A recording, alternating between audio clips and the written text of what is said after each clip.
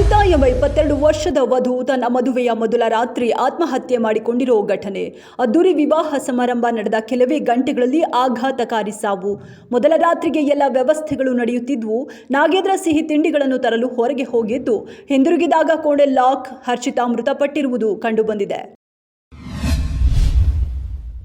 Darshan rowdy ಆಗಬೇಕಿತ್ತು, ಅಪ್ಪಿತಪ್ಪಿ hero ಆಗಿದ್ದಾರೆ ಎಂದಿದ್ದ content creator Sonu Shetty. D boss ಅಭಿಮಾನಿಗಳು ಸೋನು ಶೆಟ್ಟಿ ಅವರಿಗೆ ಅಶ್ಲೀಲ ಹಾಗೂ ಬೆದರಿಕೆ ಸಂದೇಶಗಳನ್ನು ಕಳುಹಿಸಿದ್ದಾರೆ. ದರ್ಶನ್ ಹೆಸರು ಬಳಸಿಕೊಂಡು ನೀವು ಪಬ್ಲಿಸಿಟಿ ಮಾಡಿಕೊಳ್ಳುತ್ತಿದ್ದೀರಾ ಎಂದ ಅನೇಕರು ದರ್ಶನ್ ಅಭಿಮಾನಿಗಳು ಮಾಡಿದ ಕೆಟ್ಟ ಕಮೆಂಟ್ಗಳನ್ನು ತೋರಿಸಿ ಸೋನು ಶೆಟ್ಟಿ ಮತ್ತೊಂದು ವಿಡಿಯೋ. ರಾಜ್ಯವನ್ನೇ ಬೆಚ್ಚಿ ಬೀಳಿಸಿದ್ದ ಬೆಂಗಳೂರು ಬಾಲಕನ ಕಿಡ್ನಾಪ್ ಕೊಲೆ ಕೇಸ್. ಬಾಲಕನ ಬರ್ಬರವಾಗಿ ಕೊಂದ ಆರೋಪಿಗಳ ಮೇಲೆ ಖಾಕಿ ಫೈರಿಂಗ್ ಮಾಡಿ ಬಂಧಿಸಿದ್ರು.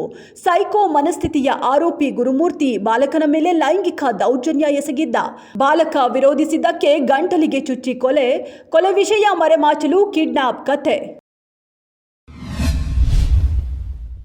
ದರ್ಶನ್ ಅವರ ಜಾಮೀನು ರದ್ದು ಮಾಡದಿರಲು ಲಿಖಿತ ಕಾರಣಗಳನ್ನು ನ್ಯಾಯಾಲಯಕ್ಕೆ ಸಲ್ಲಿಸಿದ ದರ್ಶನ್ ಪರ ವಕೀಲರು.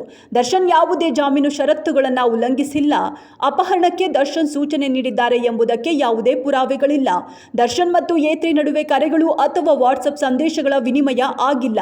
ಸಾಕ್ಷಿಗಳ ಹೇಳಿಕೆಗಳ ವಿಶ್ವಾಸಾರ್ಹತೆ ಬಗ್ಗೆ ಅನುಮಾನವಿದೆ ಎಂದು ಹೇಳಿಕೆಯಲ್ಲಿ ಉಲ್ಲೇಖ.